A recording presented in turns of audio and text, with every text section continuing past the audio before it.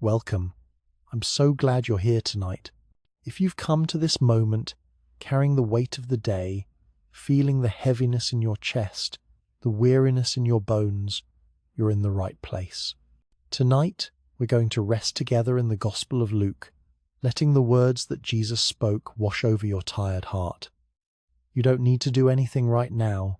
You don't need to fix anything, solve anything, or figure anything out.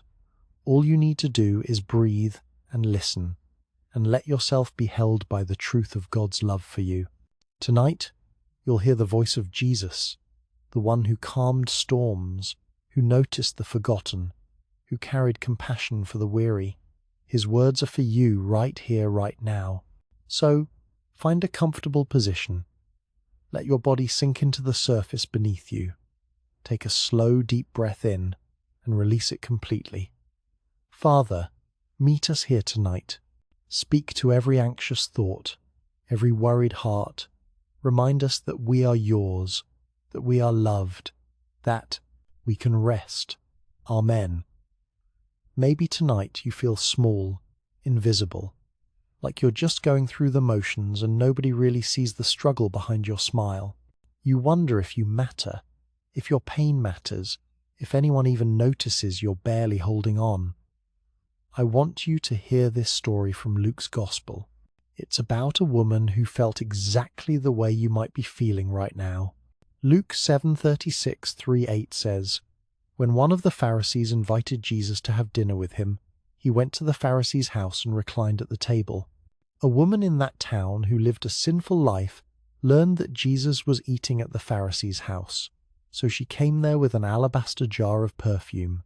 As she stood behind him at his feet weeping, she began to wet his feet with her tears. Then she wiped them with her hair, kissed them, and poured perfume on them." Do you see what happened here? This woman, broken, ashamed, carrying the weight of her past, she came to Jesus. And Jesus didn't turn away. He didn't. To tell her to clean herself up first. He didn't shame her. He let her come exactly as she was. And then Jesus said something that changes everything. Luke 7:48. Then Jesus said to her, "Your sins are forgiven. Your sins are forgiven." Not, "Your sins will be forgiven if you try harder." Not, "Your sins might be forgiven if you prove yourself." Your sins are forgiven. Present tense. Done. Complete. Whatever you're carrying tonight, the guilt, the shame, the feeling that you're not enough, Jesus sees you. He sees past all of it, to the heart inside you that's just trying to find peace. And he says to you what he said to her, "Your faith has saved you. Go in peace. Go in peace." That's his invitation to you right now, to release what you've been holding, to let yourself be seen, be known, and be loved anyway. Take a breath. Feel the weight starting to lift, even just a little. Maybe you're overwhelmed tonight. Life feels like it's spinning out of control. The bills, the relationships, the responsibilities, they're crashing over you like waves and you can't catch your breath. You're trying so hard to keep your head above water, but you're exhausted. Jesus knows what that feels like. Listen to this moment from Luke 8:22-4. One day, Jesus said to his disciples, "Let us go over to the other side of the lake." So they got into a boat and set out. As they sailed, he fell asleep.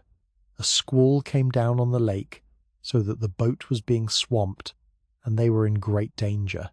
The disciples went and woke him, saying, "Master, Master, we're going to drown." He got up and rebuked the wind and the raging waters. The storm subsided, and all was calm. The storm subsided, and all was calm. You're in the boat right now, aren't you? The storm is raging. The waves are crashing. Everything feels chaotic and scary and out of control. But Jesus is in the boat with you. Even when it feels like he's asleep, even when it feels like he's not paying attention, he's there. And with just a word, he can speak peace over the chaos in your life. Quiet. Be still. That's what he said to the storm.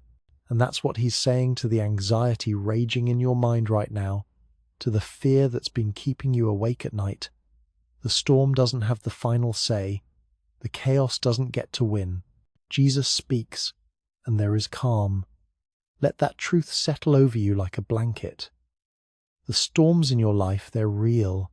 They're scary. But they don't define what happens next.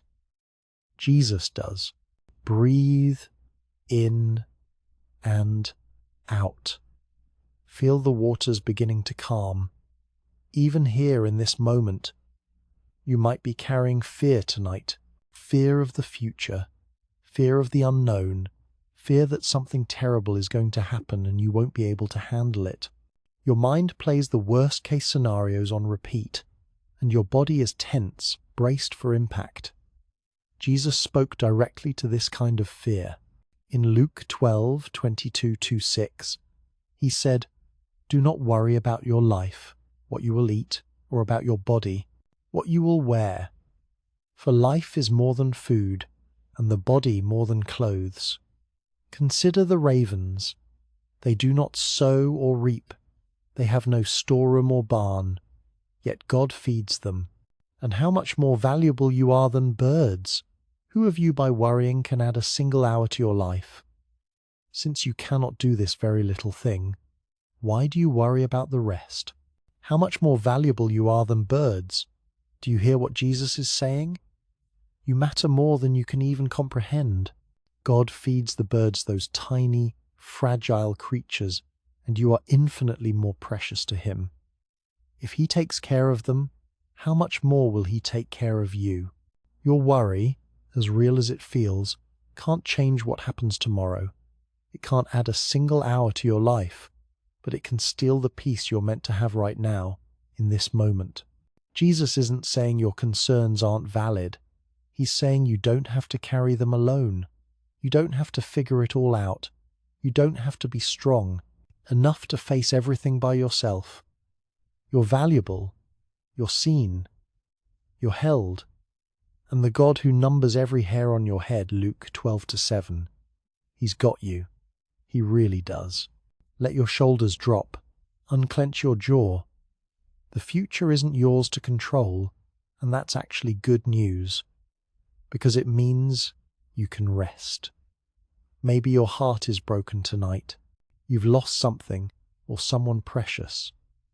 The grief sits on your chest like a weight, making it hard to breathe, hard to hope, hard to believe that life will ever feel light again. Jesus understood grief. In Luke 7:11, 1-3, there's this powerful moment. As he approached the town gate, a dead person was being carried out, the only son of his mother, and she was a widow, and a large crowd from the town was with her. When the Lord saw her, his heart went out to her, and he said, "Don't cry." When the Lord saw her, his heart went out to her. This woman had lost everything. Her husband was gone, and now her only son. In that culture, she had no one to take care of her, no security, no future. Her grief was complete and devastating. And Jesus saw her, not just physically saw her in the crowd, he truly saw her pain. His heart went out to her. He felt her devastation, and he did something about it. He raised her son from the dead. He gave her back what she had lost. He restored her hope when hope seemed impossible. Now, I know you might be thinking, but Jesus isn't physically here to raise my loved one, to fix my loss, to restore what's broken. And you're right. This side of heaven, some losses remain losses. Some grief doesn't get a miracle ending tied up with a bow. But here's what hasn't changed. Jesus sees you. His heart goes out to you. Your pain matters to him. He doesn't stand at a distance, uncomfortable with your tears. He moves toward you in your grief, and one day, he will wipe every tear from your eyes. Luke 20:38 reminds us that he is not the God of the dead, but of the living, for to him all are alive. Death doesn't have the final word. Loss is not the end of the story. Tonight, you don't have to be strong. You don't have to hide your tears or pretend you're okay. Jesus says to you what he said to her. Don't cry, not because your tears aren't valid, but because he's with you in them. He's carrying what you cannot carry. Rest in that. Let yourself grieve, and let yourself be held at the same time. You might feel abandoned tonight, like you've been praying and praying, but heaven is silent. You're doing your best, trying to follow God, trying to do the right thing, and still you feel alone, forgotten, like maybe God has moved on to more important people with more important problems. Listen to this promise from Luke 18:1-7. Jesus told his disciples a parable. In a certain town there was a judge who neither feared God nor cared what people thought. And there was a widow in that town who kept coming to him with the plea, "Grant me justice against my adversary." For some time he refused, but finally he said to himself, "Even though I don't fear God or care what people think, yet because this widow keeps bothering me, I will see that she gets justice, so that she won't eventually come and attack me." And the Lord said, "Listen to what the unjust judge says. And will not God bring about justice for his chosen ones, who cry out to him day and night? Will he keep putting them off? Will he keep putting them off?" The answer is no. God is not like that unjust judge. He's not ignoring you, not dismissing you, not too busy for your pain. You are his chosen one. Your prayers don't annoy him. Your cries reach him. Just because you haven't seen the answer yet doesn't mean he's not working. Just because the breakthrough hasn't come doesn't mean he's abandoned you. He hears you. Every single prayer, every whispered plea in the middle of the night, every tear-soaked cry for help. Luke 18:7. Will he keep putting them off? No, he won't. He is faithful. He is present. He is moving even when you can't see it. You are not forgotten. You are not alone. You are heard and you are loved, and God is working on your behalf even in this very moment. Let that truth settle into your bones. You can rest now, knowing that your prayers are not falling on deaf ears. God is with you. He always has been. Your mind won't stop tonight, will it? The thoughts keep coming, one after another, like an endless parade of worries. What if this happens? What if that goes wrong? What if you can't handle what's coming? Your chest feels tight. Your breathing is shallow. The anxiety feels so real, so heavy, so impossible to escape. Jesus knew you would feel this way. He knew there would be nights like this when your mind races and your heart pounds and sleep feels impossible. That's why he spoke these words in Luke 12:29-31. And do not set your heart on what you will eat or drink. Do not worry about it. For the pagan world runs after all such things, and your Father knows that you need them. But seek his kingdom, and these things will be given to you as well. Your Father knows that you need them. Jesus isn't saying your needs aren't real. He's not minimizing the legitimate concerns you're carrying. He sees the bills on your table, the decisions you need to make, the responsibilities pressing down on you. He knows. Your Father knows. But here's what he's inviting you to see. Worrying about it doesn't change it. Anxiety doesn't solve problems. It just steals your peace while the problems remain. You're expending all this mental and emotional energy, turning things over and over in your mind, and it's exhausting you, wearing you down to nothing. What if, just for tonight, you chose something different? What if you said, "God, you know what I need. You see everything I'm worried about. I'm going to seek you first, and trust that you'll take care of the rest." That doesn't mean being irresponsible. It doesn't mean ignoring real issues. It means releasing the death grip you've had on trying to control everything. It means admitting that your worry isn't actually helping and choosing to trust instead. Take a slow breath in. Hold it. Now release it completely, and with it, release one worry. Just one. Feel it leave your body. You don't have to carry it all tonight. Maybe you're lying here feeling the weight of guilt. You messed up. You said something you shouldn't have. You did something you regret. And now your mind is replaying it over and over, punishing you, reminding you that you're not good enough, that you keep failing, that maybe you'll never get it right. The shame feels suffocating, doesn't it? It whispers that you're beyond forgiveness, beyond hope, beyond redemption. But I need you to hear this story from Luke 15. It's the story of the prodigal son, and it might be the most important story you hear tonight. Luke 15:17-20 says, "When he came to his senses, he said, 'How many of my father's hired servants have food to spare, and here I am starving to death? I will set out and go back to my father and say to him, Father, I have sinned against heaven and against you. I am no longer worthy to be called your son. Make me like one of your hired servants.' So he got up and went to his father. But while he was still a long way off, his father saw him and was filled with compassion for him. He ran to his son, threw his arms around him and kissed him. While he was still a long way off, this son had taken his inheritance, basically told his father, 'I wish you were dead,' and wasted it all on reckless living. He hit rock bottom. He was feeding pigs, starving, broken, ashamed. He rehearsed this speech about how unworthy he was, how he didn't deserve to be called a son anymore, and his father saw him coming from far away. The father didn't wait for the son to clean himself up. He didn't make him prove himself first. He didn't stand there with crossed arms waiting for the perfect apology. He ran. In that culture, dignified men didn't run.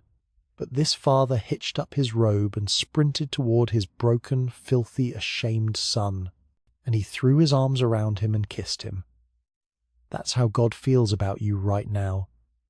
You're thinking about all the ways you've messed up, all the reasons you're not worthy, and God is running toward you with arms wide open.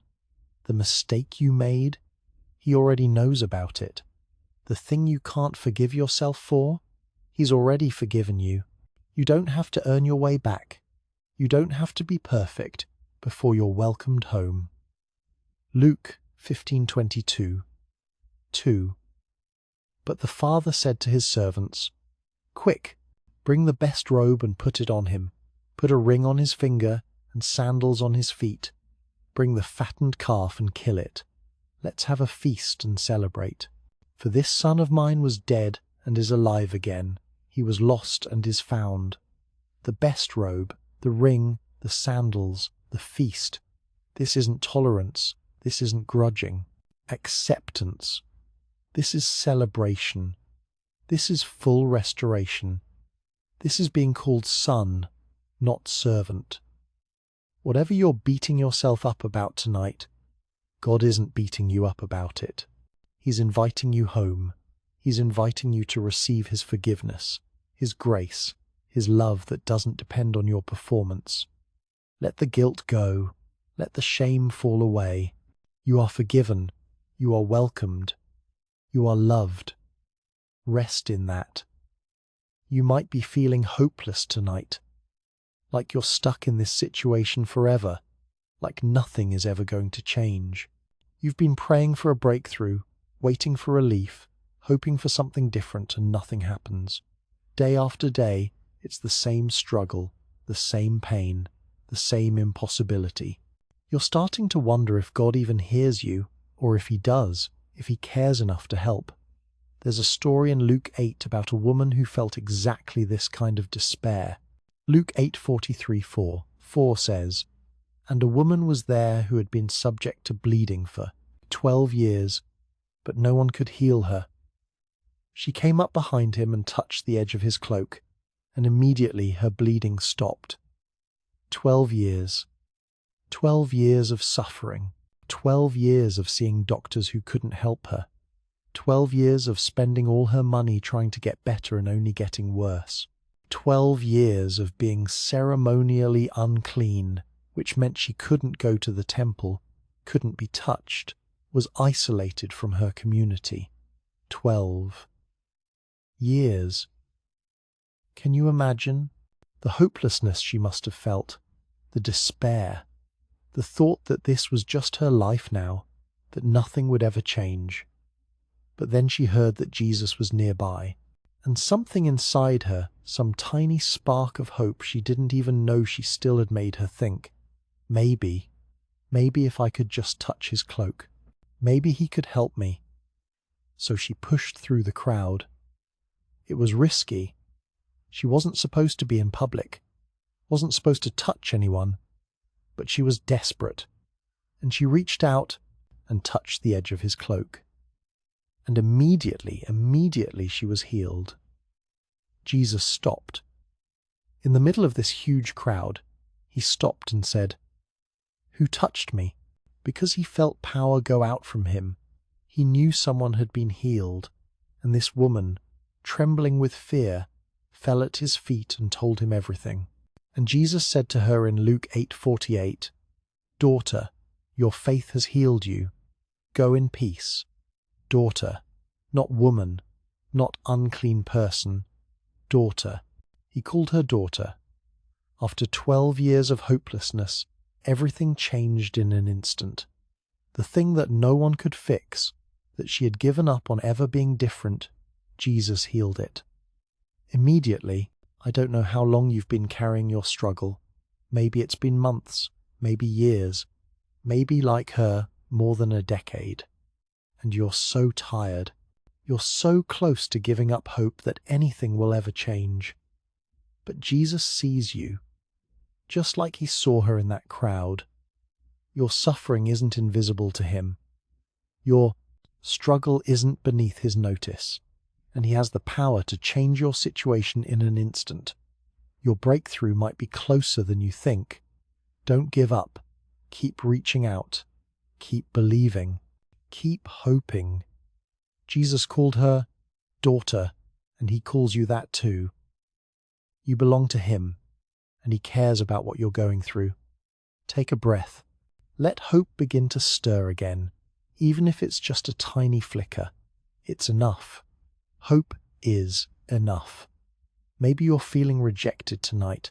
Someone you loved walked away. Someone you trusted let you down. You gave your heart, your time, your energy, and it wasn't enough. You weren't enough. And now you're lying here wondering what's wrong with you, why you're so easy to leave, why you're not worth staying for. The rejection cuts so deep. It makes you question everything about yourself. It makes you want to build walls so high that no one can ever hurt you like this again. Jesus knows what rejection feels like. Luke 4:28-30 tells us, "All the furt, people in the synagogue were furious when they heard this. They got up, drove him out of the town, and took him to the brow of the hill on which the town was built, in order to throw him down the cliff. But he walked right through the crowd and went on his way." This was Jesus' hometown. These were people who had known him since he was a child, and they were so furious with him that they tried to kill him.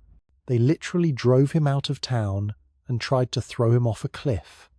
If Jesus' perfect, sinless, loving Jesus was rejected, then your rejection isn't about your worth. It's not about you being fundamentally unlovable or defective. Sometimes people reject what is good. Sometimes people walk away from what is precious. But here's what matters. Jesus walked right through the crowd and went on his way. The rejection didn't destroy him. It didn't define him. It didn't stop his purpose. And it won't stop yours either. The person who left, the people who rejected you, they don't get to determine your value. They don't get to write your story. Your worth isn't up for vote. You are loved by God, chosen by God, called by God, and that's an unchanging truth that no human rejection can touch. Luke 10:20 says, "Rejoice that your names are written in heaven." Your name is written in heaven, not because of what anyone thinks of you down here, not because you performed well enough or were lovable enough. Your name is written in heaven because God chose you, loves you, and will never ever reject you. Human rejection is temporary. God's acceptance is eternal. Rest in the acceptance that matters most. You might be exhausted tonight, not just physically tired, though you are that too, but soul tired, weary from trying so hard, from carrying so much, from being strong for so long. You're tired of fighting, tired of pretending you're okay, tired of holding it all together. You just want to rest. But even rest feels impossible because your mind won't let you. Your responsibilities won't let you. Your guilt about resting won't let you. Jesus spoke directly to this kind of exhaustion. In Luke 10:38, 4:2, there's this beautiful story. As Jesus and his disciples were on their way, he came to a village where a woman named Martha opened her home to him. She had a sister called Mary, who sat at the Lord's feet listening to what he said. But Martha was distracted by all the preparations that had to be made. She came to him and asked, "Lord, don't you care that my sister has left me to do the work by myself? Tell her to help me." "Martha, Martha," the Lord answered, "you are worried and upset about many things, but few things are needed, or indeed only one. Mary has chosen what is better, and it will not be taken away from her." Martha was doing good things, important things. She was serving, working, preparing, trying to make sure everything was perfect, but she was exhausted by it, resentful, distracted, missing the very thing that mattered, most sitting at Jesus' feet. And Jesus, so gently, said, "Martha, Martha, you are worried and upset about many things. You are worried and upset about many things." Doesn't that sound like you right now? All the things on your to-do list, all the responsibilities, all the people depending on you, all the things that have to get done. But Jesus says, few things are needed, or indeed only one. One thing, sitting at his feet, being with him, resting in his presence. Everything else can wait. You have permission to rest. You have permission to stop striving. You have permission to sit down and just be for a moment. The work will still be there tomorrow. The responsibilities will wait. But right now, this moment, you can choose what is better. Mary chose to sit at Jesus' feet, and Jesus said that choice will not be taken away from her. Your choice to rest right now, to be still, to let yourself be ministered to, instead of always being the one who ministers, that's the better choice. And no one can take it from you. Let your body relax. Let your mind quiet. You don't have to be Martha tonight. You can be Mary. You can sit and listen and rest. You're wondering if things will ever get better, if this pain will ever ease. The future looks uncertain, maybe even scary. You can't see a way forward, can't imagine how this situation could possibly turn around. It feels like you're trapped in darkness with no light at the end of the tunnel. Listen to this promise God made not to someone else, but to you. In Luke 1:37, the angel said to Mary, "For no word from God will ever fail. No word from God will ever fail." Think about that. Every promise God has made, every word he has spoken, it will not fail. It cannot fail. God doesn't make empty promises. He doesn't offer hope and then pull it away. When he says something, it's as good as done. But what has God promised you? What word has he spoken over your life? He's promised that he will never leave you, nor forsake you. He's promised that he works all things together for good for those who love him. He's promised that his plans for you are for good and not for harm, to give you a future and a hope. He's promised that weeping may stay for the night, but joy comes in the morning. These aren't just nice sentiments. These are unbreakable promises from a God who cannot lie. No word from God will ever fail. So when the future looks impossible, when you can't see how things could work out, remember that God's word doesn't depend on what you can see. His promises don't fail just because you can't imagine how they'll come true. Mary couldn't imagine how she'd give birth to the Messiah as a virgin. It was literally impossible. But the angel said, "Nothing is impossible with God." And it happened. The impossible became reality because God said it would. Your situation might look impossible right now, but you serve a God for whom nothing is impossible. His word over your life will not fail. The promises He's made to you will come to pass. You can rest in that certainty tonight. Take a breath. Let faith rise above what you can see. God's word will not fail. Maybe your life feels chaotic right now. Nothing is going according to plan. Everything you tried to build seems to be falling apart. You thought you had it figured out, but now you're standing in the rubble of your expectations, wondering what went wrong, wondering if anything good can come from this mess. Here's what Jesus promised in Luke 21:18-19. But not a hair of your head will perish. Stand firm, and you will win life. Not a hair of your head will perish. In the middle of chaos, in the middle of trials and troubles and things falling apart, not even a hair of your head will perish. God's protection over you is that detailed, that comprehensive, that complete. This doesn't mean nothing hard will happen. Jesus wasn't promising an easy life. In fact, He was talking about persecution and difficulties when He said this. But He was promising that through it all, God would preserve what matters: your life, your soul, your eternal destiny. The chaos you're experiencing right now, it feels devastating. It feels like everything is being destroyed. But God is preserving you. He's holding you together, even when everything else is falling apart. And more than that, He's using this chaos. He's bringing life out of what looks like death. He's creating something new from what seems destroyed.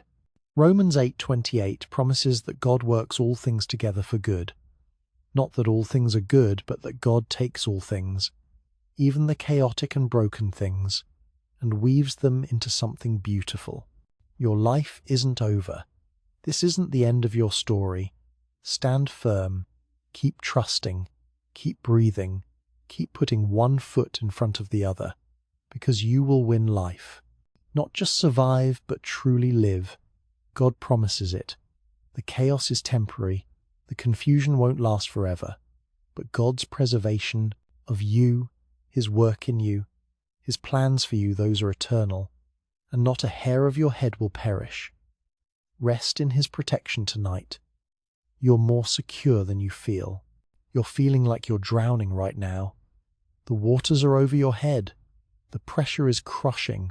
You're gasping for air, struggling to stay afloat, and you're terrified that you're going to go under and never come back up. Jesus spoke directly to this kind of overwhelming fear. In Luke 8:50, when a man named Jairus was devastated because his daughter had died, Jesus said, "Don't be afraid, just believe, and she will be healed." Don't be afraid, just believe. I know that's easier said than done when you're drowning. When the water is closing over your head, just believe feels impossible. But look at what Jesus did in that moment. Jairus had come to Jesus because his daughter was dying. He was desperate. And while he was still speaking to Jesus, someone came and said, "Your daughter is dead. Don't bother the teacher anymore." It was over. The worst thing had happened.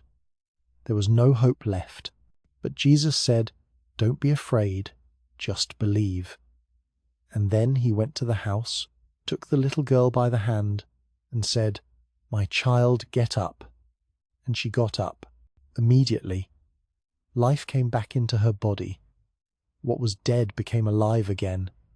You feel like you're drowning. You feel like life is being crushed out of you. You feel like you're going under, and there's no way back. But Jesus is saying to you what he said to Jairus. Don't be afraid, just believe. This isn't toxic positivity. This isn't just think happy thoughts and everything will be fine. This is an invitation to trust that even when things look dead, even when hope seems gone, even when you're going under, Jesus has power over the waters. He can speak life where there is death. He can bring you up when you're going down. Remember Luke 8? When the storm was swamping the boat, the disciples thought they were drowning. They were terrified. And Jesus stood up and commanded the waters to be still, and they obeyed him. The same Jesus who commanded the storm is with you in your storm right now. The waters don't have final authority. The pressure doesn't get to determine the outcome. Jesus does. Don't be afraid. I know you are afraid. It's okay to acknowledge that. But don't let fear have the final word. Just believe. Believe that Jesus sees you, knows where you are, and has the power to bring you through. You're not going to drown. You're held. Even now, even here, you're held. The pain you're carrying feels like it will never end. It's been so long, so intense, so unrelenting. You're starting to wonder if this is just your life now, if you'll ever feel light again, if joy is even possible for you anymore. But listen to this promise from Luke 6:21. Blessed are you who weep now, for you will laugh. You will laugh. Not maybe you'll laugh. Not you might laugh if things work out. You will laugh. It's a promise. It's a certainty. Right now, you're weeping. The tears are real. The pain is real. The heaviness is real. Jesus doesn't minimize that. He doesn't say, stop crying and just be happy. He acknowledges the weeping. He sees it. He sits with you in it. But he also sees beyond it. He sees the laughter that's coming. He sees the joy that will break through like dawn after the longest night. He sees the moment when you'll take a deep breath and realize the weight has lifted, and you'll laugh, really laugh, for the first time in what feels like forever. This pain is not forever. It feels like forever. When you're in the middle of it, it's hard to believe it will ever end. But Jesus promises it will. The weeping is for now. The laughter is for later. But it's coming. Luke 4:18 says that Jesus came to proclaim freedom for the prisoners and recovery of sight for the blind, to set the oppressed free. That's his mission. That's what he does. He brings freedom. He restores what's been lost. He lifts what's been pressing down. And he's doing that for you, even if you can't feel it yet. The work is happening. The healing is in process. The laughter is on its way. This season of weeping won't last forever, but God's promise to you will. Hold on to it. Let it be the anchor that keeps you steady when the waves of grief crash over you. You will laugh again. You will feel light again. You will experience joy again. Jesus promises it. You feel like you're failing, like you keep trying and trying, but you're not making progress. You look at where you are and where you thought you'd be by now, and the gap is so wide. You're starting to believe that maybe you're just not cut out for this. Maybe you're not strong enough. Maybe God made a mistake choosing you. But Jesus said something powerful in Luke 22:31-32. He was talking to Peter, who was about to fail spectacularly, deny Jesus 3 times. And Jesus said, "Simon, Simon, Satan has asked to sift all of you as wheat. But I have prayed for you, Simon, that your faith may not fail. And when you have turned back, strengthen your brothers." When you have turned back. Not if, when. Jesus knew Peter was going to fail. He knew Peter was going to deny him, was going to fall apart, was going to mess up in the worst possible way. And he didn't reject Peter. He didn't disqualify him. He didn't say, "Well, I guess I chose the wrong guy." He said, "I have prayed for you." And he said, "When you have turned back," because Jesus knew Peter would turn back, "strengthen your brothers." Your failure isn't the end of your story. Your struggle doesn't disqualify you. Your feeling of not measuring up doesn't mean God is done with you. Jesus is praying for you right now, just like he prayed for Peter. He's praying that your faith won't fail, not that you won't fail, but that your faith won't. That even when you stumble, even when you fall, even when you feel like you've completely blown, you'll turn back, you'll get up, you'll keep going. And more than that, your struggle, your failure, your journey through weakness, that's what's going to equip you to strengthen others. Peter's failure made him compassionate. His weakness made him humble. His experience of falling and being restored made him the perfect person to encourage others who were struggling. God isn't wasting your struggle. He's using it. He's building something in you through this. And when you turn back, when you get through this, you're going to be able to help others in a way you never could have if everything had been easy. You're not failing. You're being refined. You're learning. You're growing. And Jesus is praying for you through it all. Take a breath. Let go of the belief that you have to be perfect. You don't. You just have to keep turning back to Jesus. That's enough. Maybe you're in a dark season right now. Everything feels heavy and grey and hopeless. You can't remember the last time you felt truly happy, truly at peace. You're just going through the motions, surviving, wondering if life will ever feel good again. Jesus made this promise in Luke 1:78-79, because of the tender mercy of our God, by which the rising sun will come to us from heaven, to shine on those living in darkness and in the shadow of death, to guide our feet into the path of peace. The rising sun will come.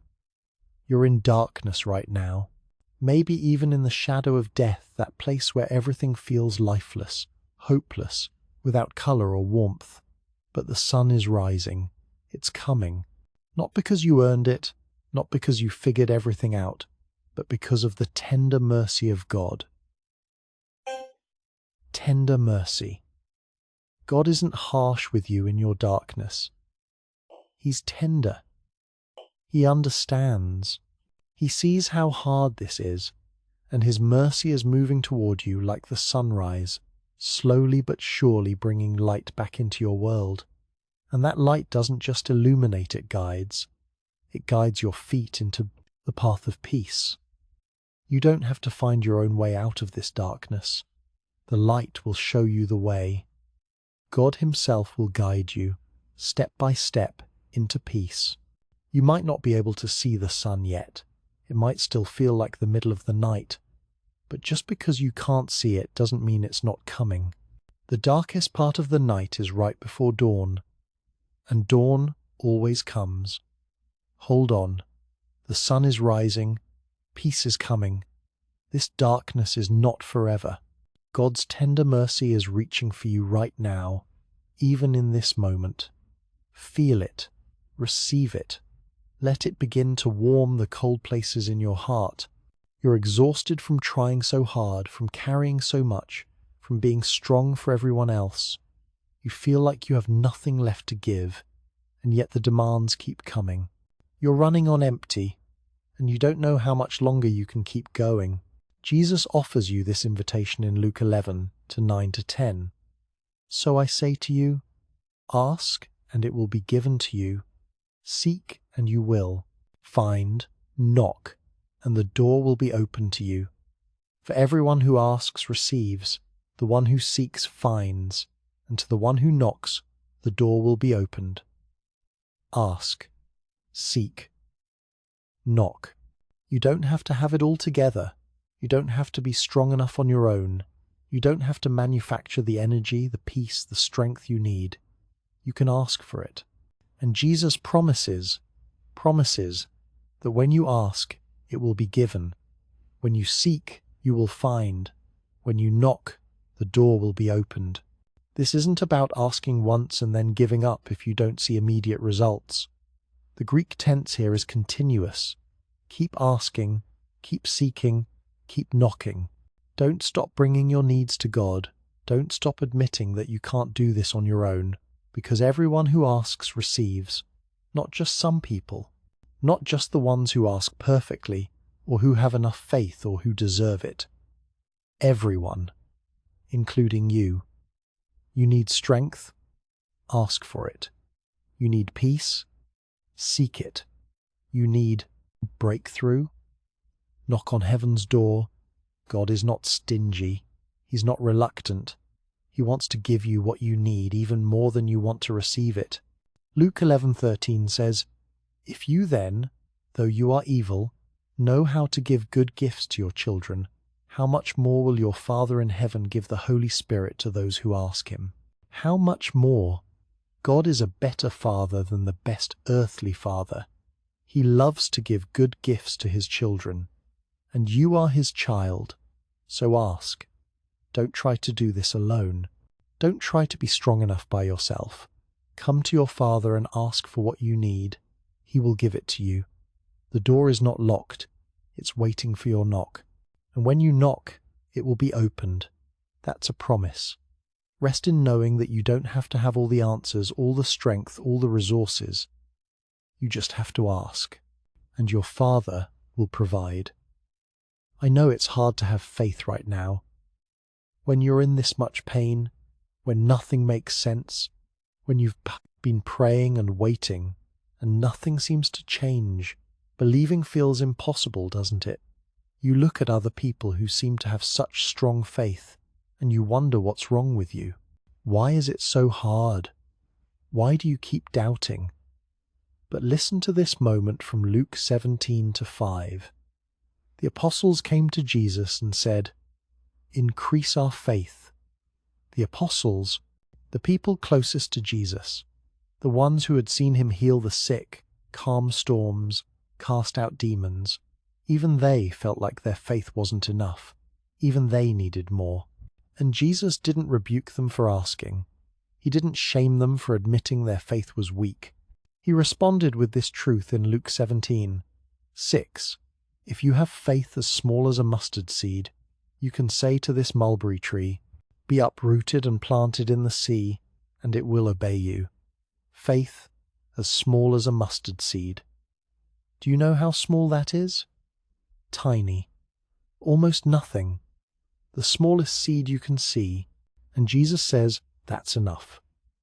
That tiny bit of faith, the little flicker you have left even when you're not sure you believe anymore, that's enough to move mountains. That's enough to uproot trees. That's enough for God to work with. You don't need massive, unshakable faith. You don't need to have it all figured out. You don't need to silence every doubt. You just need that mustard seed. That tiny bit that says, maybe God is still here. Maybe he's still good. Maybe he hasn't forgotten me. That's faith, and it's enough. You're not failing because you struggle to believe. You're human. You're honest. You're real. And God can work with real faith, even when it's small. Take a breath. That little bit of hope you're holding on to, even if it feels fragile, even if it feels like it's fading, that's your mustard seed. And Jesus says, it's enough. Maybe you need to believe in things you can't see right now. The breakthrough hasn't come. The healing hasn't happened. The answer to your prayer still seems far away, and you're starting to wonder if it's even real, if God even hears you, if any of this matters. There's a story in Luke 7 about a Roman centurion that might speak to exactly where you are. This man's servant was sick and about to die, and he sent word to Jesus, asking for help. Luke 7:6-9 says, "So Jesus went with them. He was not far from the house when the centurion sent friends to say to him, 'Lord, don't trouble yourself, for I do not deserve to have you come under my roof. That is why I did not even consider myself worthy to come to you. But say the word, and my servant will be healed. For I myself am a man under authority, with soldiers under me. I tell this one, go, and he goes, and that one, come, and he comes. I say to my servant, do this, and he does it.'" When Jesus heard this, he was amazed at him. and turning to the crowd following him, he said, "I tell you, I have not found such great faith even in Israel. Just say the word." This centurion understood something profound. He understood that Jesus didn't need to be physically present for healing to happen. He didn't need to see it with his own eyes. He just needed Jesus to speak, and it would be done. That's the faith Jesus is inviting you into right now. Not faith that demands to see before believing. Not faith that needs proof and evidence and tangible results before it will trust. But faith that says, "Jesus, I can't see how this is going to work out. I can't see the breakthrough yet. But if you say the word if, you say it's going to be okay, then I believe it will be." And you know what happened? Luke 7:10 says, "Then the men who had been sent returned to the house and found the servant well." The servant was healed, not because the centurion could see it, not because he was there when it happened, but because he believed Jesus' word was enough. Your situation might not have changed yet. You might not see the evidence of God's work in your life, but that doesn't mean it's not happening. The word is enough. His promise is enough. You don't need to see it to believe it. That's what faith is, confidence in what we hope for and assurance about what we do not see, as Hebrews 11:1 says. You're not crazy for believing in what you can't see yet. You're not foolish for hoping. You're exercising the exact kind of faith that amazed Jesus. Just say the word, Jesus. That's your prayer tonight. You don't need all the answers. You just need His word. And His word is trustworthy. Your faith is shaking. The foundation you thought was solid feels unstable. You used to be so sure, so confident in what you believed. But now everything feels uncertain. The questions are louder than the answers. The doubts are stronger than the certainties. And you're afraid. Afraid that if you admit how much you're struggling, God will be disappointed in you. Afraid that doubting means you're losing your faith entirely. But look at what happened in Luke 24. After Jesus rose from the dead, He appeared to His disciples. And Luke 24:36, 3:8 says, "While they were still talking about this, Jesus Himself stood among them and said to them, 'Peace be with you.' They were startled and frightened, thinking they saw a ghost. He said to them, 'Why are you troubled, and why do doubts rise in your minds?'" Why do doubts rise in your minds? Jesus wasn't angry about their doubts. He didn't condemn them for being uncertain. He asked them why not to shame them, but to address it, to help them. And then He did something beautiful. Luke 24:39, 4:3 says, "Look at my hands and my feet. It is I myself. Touch me and see. A ghost does not have flesh and bones, as you see I have." When He had said this, He showed them His hands and feet, and while they still did not believe it because of joy and amazement, He asked them, "Do you have anything here to eat?" They gave Him a piece of broiled fish, and He took it and ate it in their presence. Jesus gave them evidence. He showed them His hands and feet. He ate food in front of them. He met their doubts with patience and proof. He didn't expect them to have blind faith. He gave them reasons to believe. And even then, it says they still did not believe it because of joy and amazement. Their doubt wasn't punished. It was met with more grace, more patience, more evidence. Your doubts don't scare Jesus. Your questions don't offend Him. Your uncertainty doesn't disqualify you. He's not threatened by your struggle to believe. He's willing to meet you in it, to show you His hands and feet, to give you what you need to keep trusting. Faith isn't the absence of doubt. It's choosing to trust even when doubt is present. It's saying, "I don't understand everything, but I'm still here. I'm still reaching out. I still want to believe." That's enough. Jesus works with that. He met the disciples in their doubt, and He'll meet you in yours. Your questions are welcome here. Your uncertainty is safe here. Keep bringing it to Jesus. He'll give you what you need. Maybe you feel like your faith is insufficient, like it's not strong enough, not pure enough, not consistent enough. You compare yourself to others who seem to have it all together spiritually, and you feel like you're barely hanging on. There's a powerful moment in Luke 9:37-42 that speaks to this. A father brought his demon-possessed son to Jesus' disciples, but they couldn't heal him. Then the father brought the boy to Jesus. And Luke 9:42 says, "Even while the boy was coming, the demon threw him to the ground in a convulsion. But Jesus rebuked the impure spirit, healed the boy, and gave him back to his father." The disciples couldn't do it. Their faith, their prayers, their efforts, it wasn't enough. But Jesus could, and he did. Sometimes you're going to feel like your faith isn't sufficient for what you're facing. Sometimes you're going to pray and not see results. Sometimes you're going to try and fail, and that's okay, because ultimately it's not your faith that saves you or heals you or changes things, it's Jesus. Your faith just has to be pointed in the right direction. It doesn't have to be perfect. It doesn't have to be enormous. It just has to be directed toward the one who is sufficient even when you're not. Later in Luke 18:1-8, Jesus told a parable specifically about this very struggle. It's about a widow who kept coming to a judge, asking for justice. The judge kept ignoring her, but she didn't give up. She kept coming back, kept asking, kept persisting. And Jesus said in Luke 18:1, "Then Jesus told his disciples a parable to show them that they should always pray and not give up." Always pray and not give up.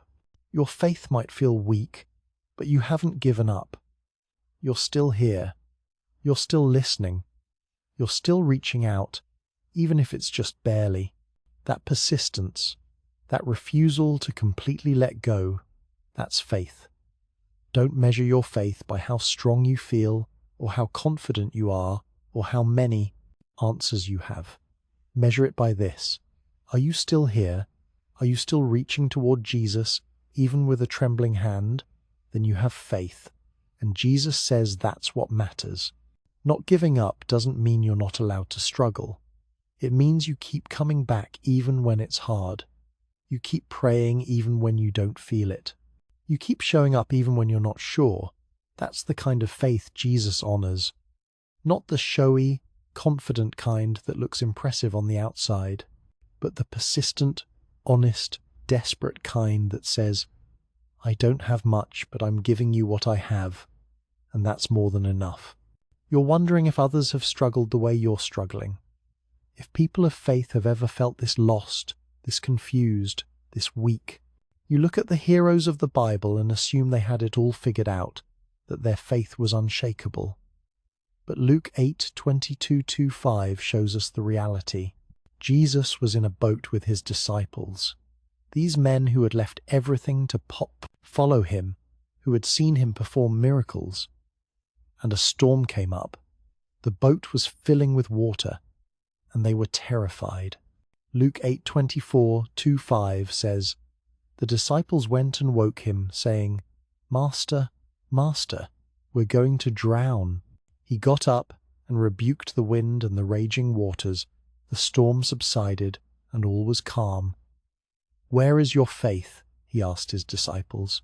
In fear and amazement they asked one another, 'Who is this?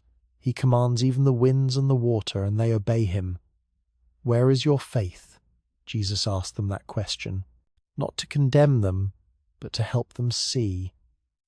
They were in the boat with Jesus, literally in the same boat, and they still thought they were going to drown. Their faith wavered, even though the Son of God was right there with them. If the disciples struggled, you're allowed to struggle too.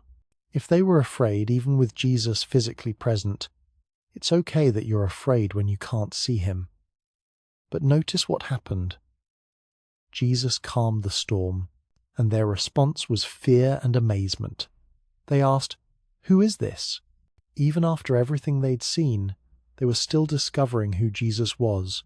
still growing in their understanding, still learning to trust. Faith is a journey. It's not a destination you arrive at and then you're done.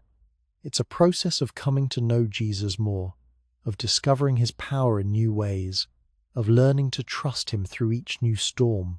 You're not behind. You're not failing. You're right where the disciples were in the boat with Jesus, in the middle of a storm, still learning who he is and what he can do. And just like he did for them, he'll calm your storm too. Not always immediately, not always in the way you expect, but he will, because he's in the boat with you. You don't have to have perfect faith. You just have to stay in the boat with Jesus. That's what matters.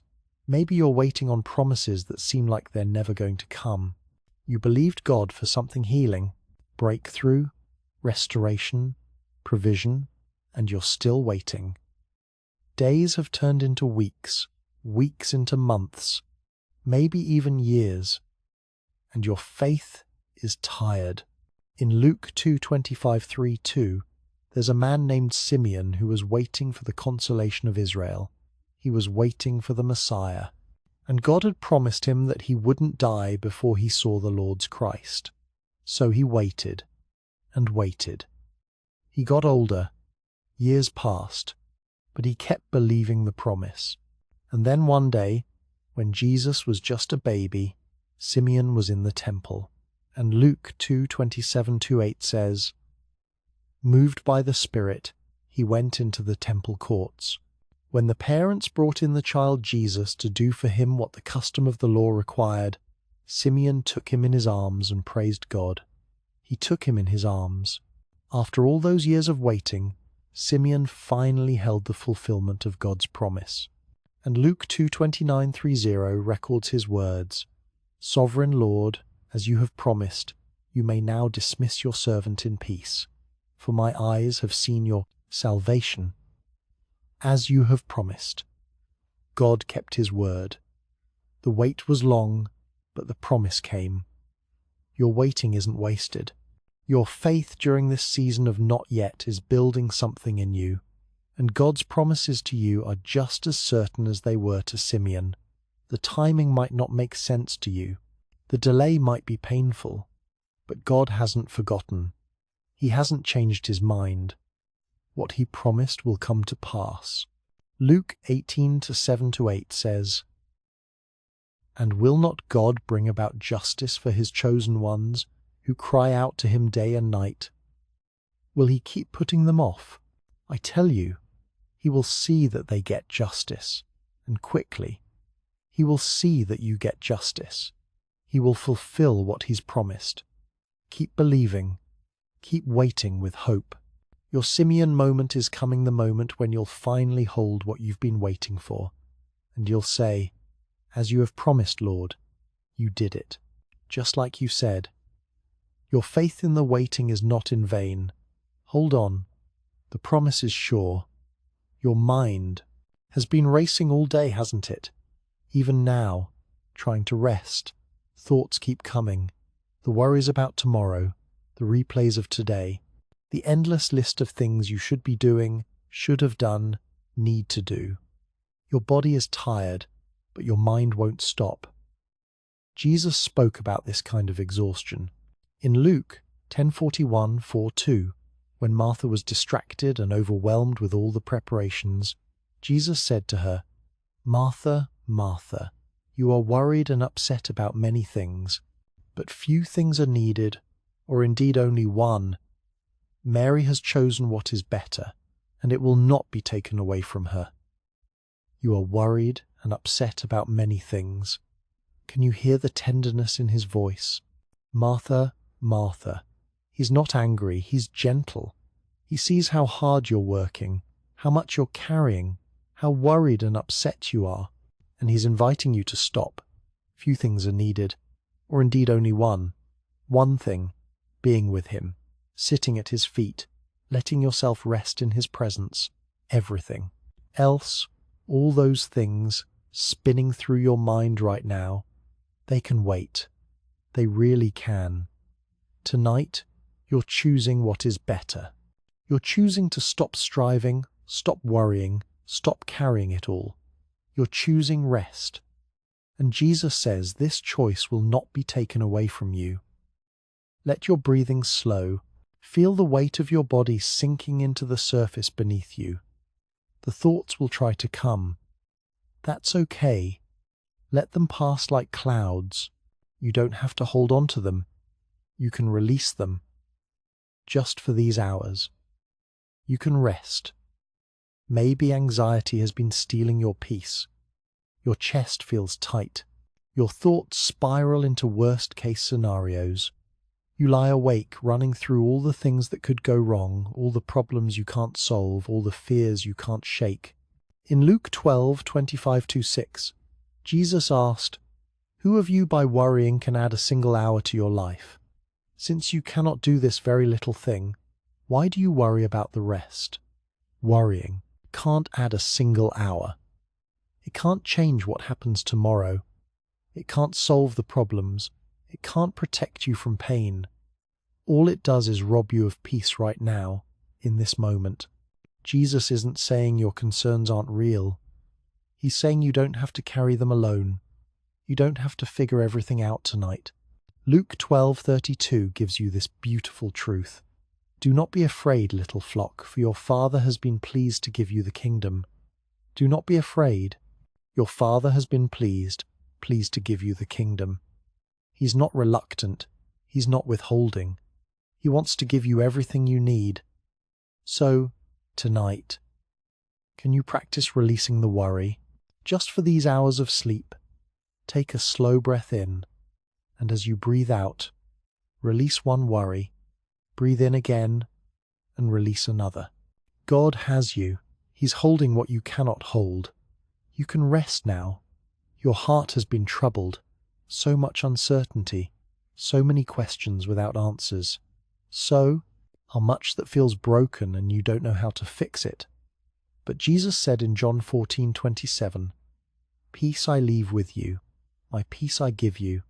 I do not give to you as the world gives. Do not let your hearts be troubled and do not be afraid. My peace I give you." Not the world's peace, not the kind that depends on everything going right, on having all the answers, on life being easy. That kind of peace is fragile, temporary, dependent on circumstances. Jesus gives a different kind of peace, a peace that can exist right in the middle of the storm, a peace that doesn't make sense to anyone looking from the outside, a peace that holds you even when everything else is falling apart. This is his gift to you tonight. Not something you have to earn or achieve or work for, a gift, his peace, freely given. Do not let your hearts be troubled. That's not a command to never feel troubled. It's an invitation to not let the trouble have the final word, to let his peace be louder than your circumstances. Feel that peace now, settling over you like a blanket, warm, safe, steady. Let it quiet the troubled places in your heart. You don't have to understand everything. You just have to receive his peace and rest. Maybe you don't feel safe enough to sleep. The world feels dangerous. Your home doesn't feel secure. Your mind doesn't feel at rest. You're afraid of what might happen if you let your guard down. But listen to what the psalmist said in Psalm 4-8. Words that echo through Luke's gospel in the way Jesus brought peace everywhere he went. In peace I will lie down and sleep. For you alone, Lord, make me dwell in safety. You alone, Lord, make me dwell in safety. Not the locks on your doors, though those are good. Not your own vigilance, though it has its place. But ultimately, your safety comes from God. He is the one who watches over you. Luke 12-7 reminds you, indeed, the very hairs of your head are all numbered. Don't be afraid. You are worth more than many sparrows. The very hairs of your head are numbered. God knows you that intimately. He's that attentive. Nothing about you escapes his notice. Nothing that concerns you is beneath his care.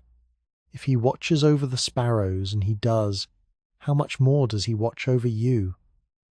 Tonight, you can lie down in peace. You can let yourself sleep, because God doesn't sleep. He's keeping watch. He's got you. Feel the safety of his presence. You're held, protected, watched over. Let your body relax. Unclench your jaw. Soften your shoulders. You're safe here. God is keeping watch. You can rest. Your mind keeps returning to the same thoughts, doesn't it? Going over and over the same worries, the same problems, the same fears. It's like a record that's stuck, playing the same part again and again. Isaiah 26:3 says, "You will keep in perfect peace those whose minds are steadfast, because they trust in you." Perfect peace for those whose minds are steadfast.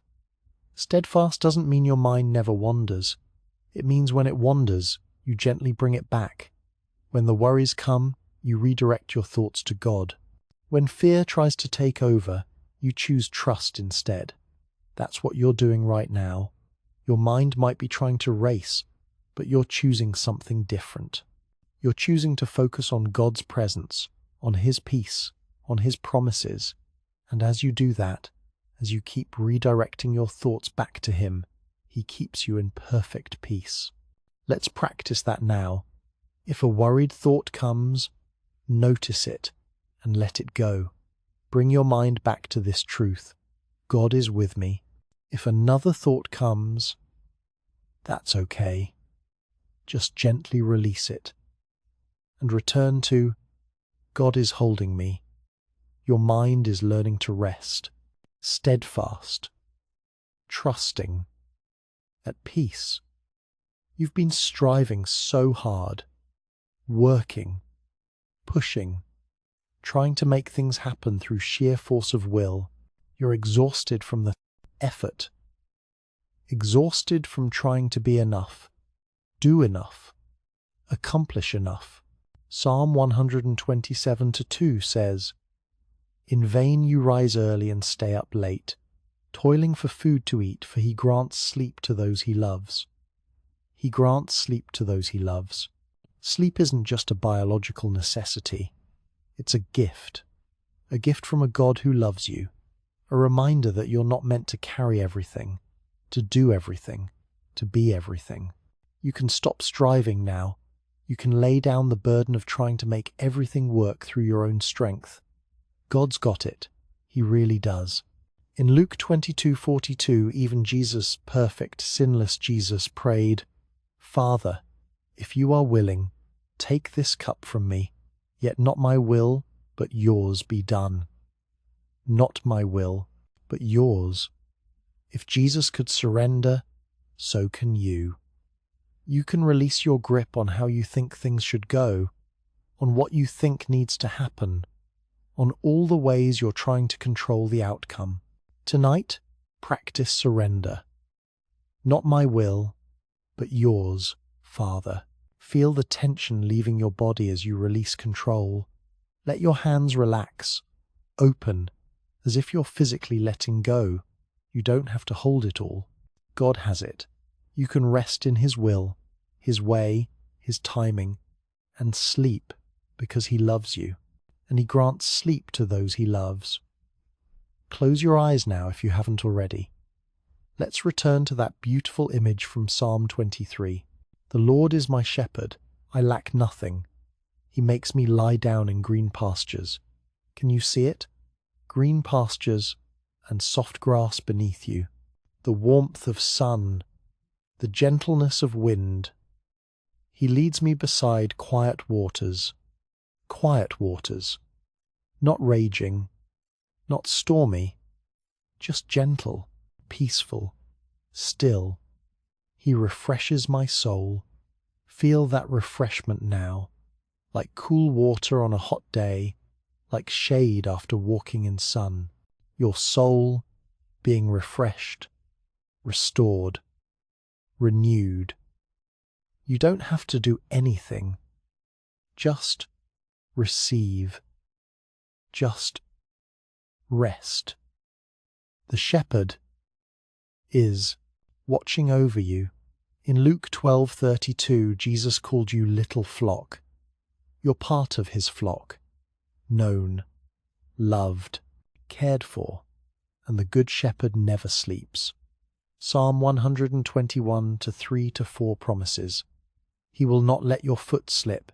He who watches over you will not slumber. Indeed, he who watches over Israel will neither slumber nor sleep. He will not slumber, so you can. He's keeping watch while you rest. Nothing will catch him by surprise. Nothing will slip past his notice. You're safe, completely safe, in his care. Let yourself sink deeper into rest now. Your breathing is slow, steady, and peaceful. Your body is heavy, relaxed, at ease. There's a beautiful promise in Zephaniah 3:17. The Lord your God is with you, the mighty warrior who saves. He will take great delight in you. He will quiet you with his love. He will rejoice over you with singing. He will quiet you with his love. Can you feel it? His love settling over you, quieting the noise, silencing the worries, calming the fears. He delights in you right now, just as you are, and he's singing over you a lullaby of love, a song of peace, a melody of grace. Let that song carry you into sleep. Tomorrow is coming, but you don't have to think about that now.